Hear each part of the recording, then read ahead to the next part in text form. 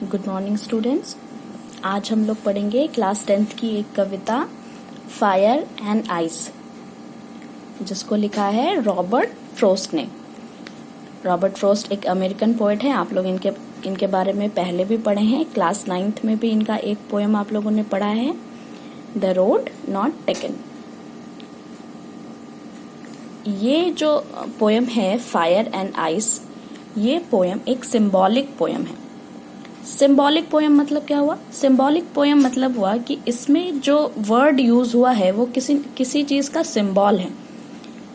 Symbolism is use of symbols to signify ideas and qualities by giving them symbolic meanings that are different from their literal sense या literal meaning।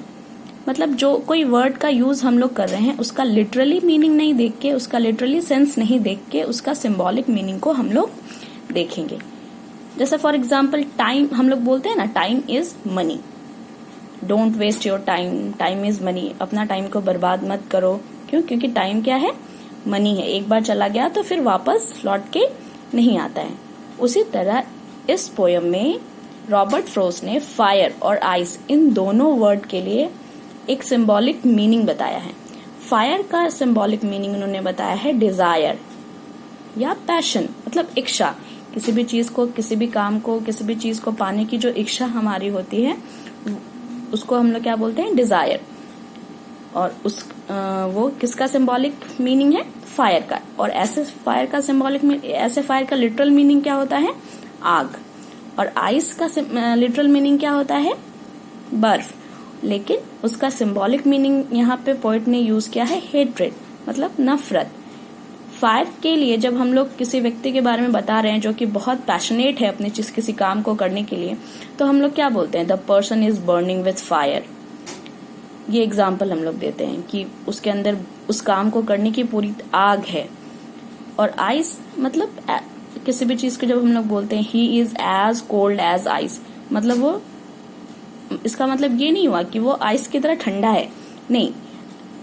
Ice का मतलब यहाँ पे क्या हो गया? Stone hearted. वो किसकी तरह है? स्टोन हार्टेड है, बिल्कुल कठोर हृदय वाला है। उसको कुछ भी प्यार की भाषा या कुछ भी समझ नहीं आती, वो बिल्कुल दयालु नहीं है। तो अब हम इसको डिटेल में पढ़ेंगे, इसका समरी पढ़ेंगे। ये पोएम रॉबर्ट फ्रोस्ट ने लिखा है। अब देखिए, जो भी किसी चीज का जन्म होता है उसकी मृत्यु क्या या उसका अंत क्या होता है? निश्चित होता है। उसी तरह से जो ये दुनिया का भी जन्म हुआ है तो इस दुनिया का भी अंत एक ना एक दिन होगा। यहाँ पे किसी साइंटिस्ट के व्यू के अनुसार, रॉबर्ट फ्रोस्ट के एक फ्रेंड थे जो साइंटिस्ट थे, उन्होंने कहा था कि यह दुनिया एक दिन खत्म हो जाएगी, या तो फायर से, या तो आग से, या तो आइस से। और रॉबर्ट फ्रोस्ट जो कि एक बहुत ही बढ़िया पोएट हैं, उन्होंने उनकी इस बात को सिंबॉलिक और मेटाफोरिकली इस पोएम को इतने अच्छे से डिफाइन किया है, इतने अच्छे से बताया है कि आपको ये पढ़ के बहुत अच्छा लगेगा। चलिए स्टार्ट करते हैं। Some say the world will end in fire, some say in ice. कुछ लोग कहते हैं कि ये दुनिया खत्म हो जाएगी, will end in fire, fire से खत्म हो जाएगी। सम से इन आइस, और कुछ लोग कहते हैं क्या? कि यह दुनिया आइस से खत्म हो जाएगी। From what I have tested of desire I hold with those who favour fire. जितना मैंने, from what I have tested of desire, जितना मैंने डिजायर को जाना है या मैंने डिजायर को समझा है, मैं उन लोगों के साथ जाना चाहूंगा जो ये कहते हैं कि यह दुनिया फायर से खत्म हो जाएगी। अब इस पैराग्राफ में पोएट किसको सपोर्ट कर रहे हैं, किसको फेवर कर रहे हैं? जो ये कहते हैं कि ये दुनिया फायर से खत्म हो जाएगी, मीन्स डिजायर से खत्म हो जाएगी। सही भी है, क्योंकि हर एक आदमी की इच्छा, जब कोई आदमी बहुत ज्यादा इच्छा रखने लगता है तो वो किसी न किसी तरह से उसके अंत का कारण बन जाता है। जैसे सिंपल सा एक उदाहरण हम लोग लेते हैं, रावण जो पूरी दुनिया पे राज करना चाहता था, सबके ऊपर अपना राज जताना चाहता था, भगवान राम ने उनका क्या किया? अंत कर दिया। क्या हुआ, उसकी इच्छा का क्या हो गया, वहां पे अंत हो गया। उसी तरह कोई भी व्यक्ति जो बहुत एक्सट्रीम डिजायर रखता है, बहुत ही ज्यादा इच्छा रखता है कि मुझे ये मिलना चाहिए, मुझे वो मिलना चाहिए। एक एग्जाम्पल और है, जैसे हिटलर को क्या चाहिए था, पावर। वो पूरी दुनिया को कंट्रोल करना चाहता था, पूरी दुनिया पे अपना राज जमाना चाहता था, और इसकी वजह से क्या हो गया, उसका अंत हो गया। पता नहीं कितने लोगों को उसने मारा और लास्ट में उसका अंत हो गया। यही कारण है कि डिजायर से क्या होता है, नष्ट हो जाता है। कुछ भी नष्ट, जिसके पास एक्सट्रीम डिजायर होगा वो नष्ट जरूर होगा। इसीलिए आजकल जैसे इतना डिजायर है, सब जगह इतना डिजायर है, इतना लोग चाह रहे हैं ये हो जाए, वो हो जाए, ऐसे हो जाए, तो हो सकता है कि एक दिन ये दुनिया किससे समाप्त हो जाए, डिजायर से, यानी कि फायर से समाप्त हो जाए। तो फर्स्ट पैरा में वे फेवर कर रहे हैं फायर को, कि यह दुनिया फायर से समाप्त हो जाएगी। अब नेक्स्ट देखते हैं, but if it had to perish twice, I think I know enough of hate to say that for destruction ice is also great and would suffice. Means, but if it had to perish twice, अगर इस दुनिया को दोबारा, perish means नष्ट, perish means होता है नष्ट हो जाना, die मर जाना, नष्ट हो जाना।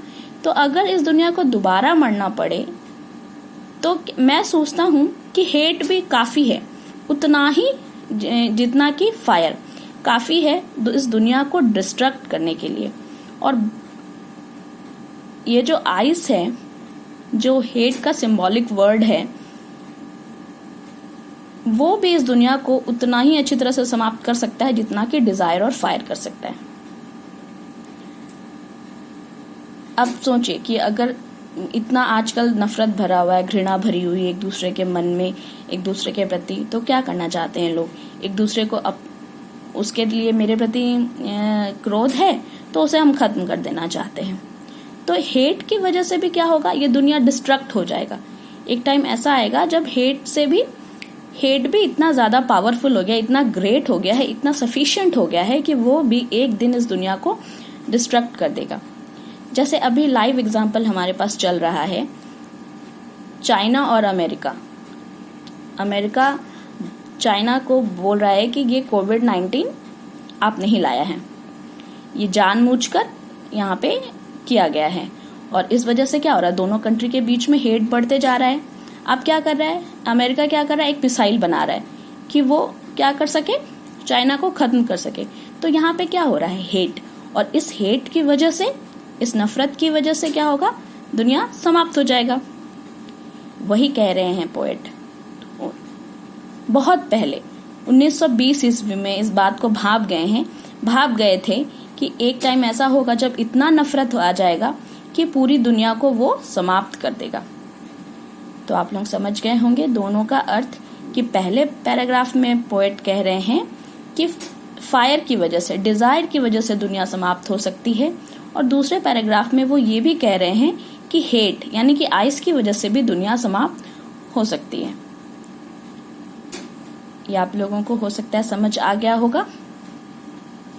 अब एक क्वेश्चंस आता है बहुत ज्यादा, राइम स्कीम, कि इस पोयम का राइम स्कीम बताइए।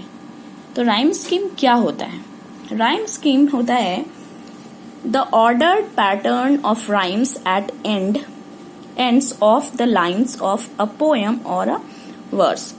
मीन्स जब हम लोग कोई भी पोयम पढ़ते हैं तो उसका जो राइमिंग वर्ड होता है, अगर सेम जा रहा होता है, उस राइम को हम स्कीम एक बनाते हैं।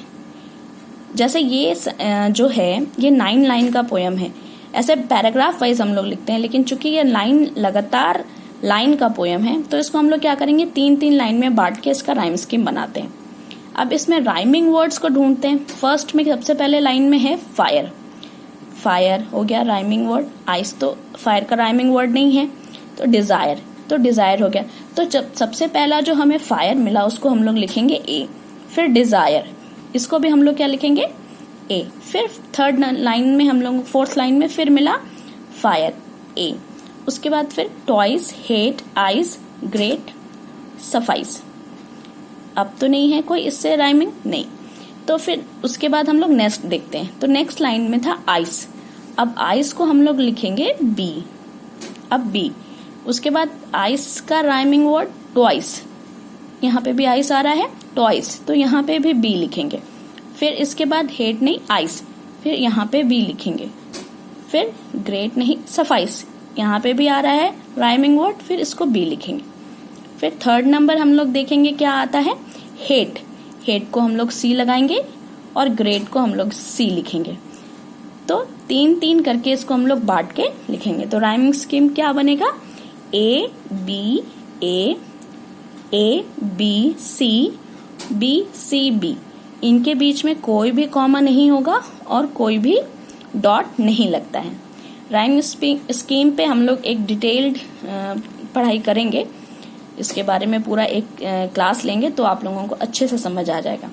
फिलहाल आशा करते हैं कि ये पोएम आप लोगों को समझ आ चुका है।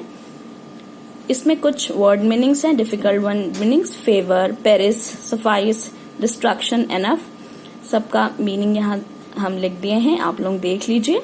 फेवर मतलब होता है पक्ष, पेरिश मतलब होता है मर जाना, सफाइस मीन्स सफिशिएंट, डिस्ट्रक्शन मतलब विनाश, एनफ मतलब काफी या पर्याप्त। इसके अलावा भी कुछ मीनिंग अगर आप लोगों को नहीं आता होगा तो आप लोग बताइए, वो भी हम आप लोगों को बता देंगे। Okay, thank you.